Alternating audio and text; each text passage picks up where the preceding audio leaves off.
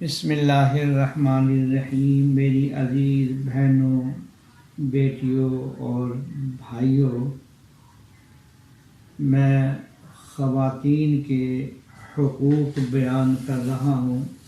آج حدیث نمبر 32 اب سنانے لگا ہوں، جس میں نبی اکرم سرور دو عالم صلی اللہ علیہ وسلم نے فرمایا، آدمی کے لیے سعادت مندی، خوش بختی میں سے یہ ہے کہ اس کو نیک وفادار بیوی مل جائے کہ جب تو اسے دیکھے تو تجھے اچھی لگے، اور جب تو غائب ہو، گھر سے باہر ہو، تو تجھے اپنی ذات اور اپنے مال پر امین پائے۔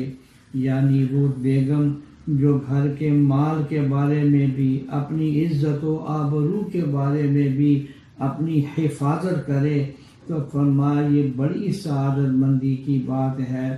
یہ جو قرآن کریم کی دعا ربنا آتنا فی الدنیا حسنہ وفی الآخرۃ حسنہ وقنا عذاب النار، حضرت صلی اللہ علیہ وسلم کی 23 سالہ نبوت کی زندگی میں کثرت کے ساتھ یہی دعا مانگی گئی ہے۔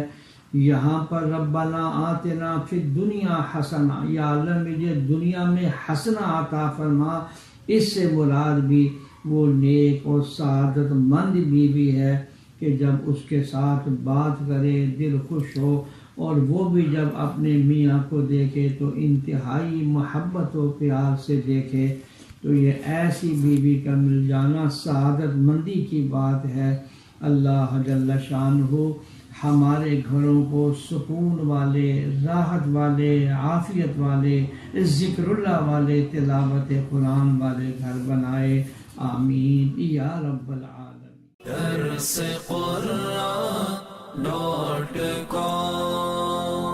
www.darsequran.com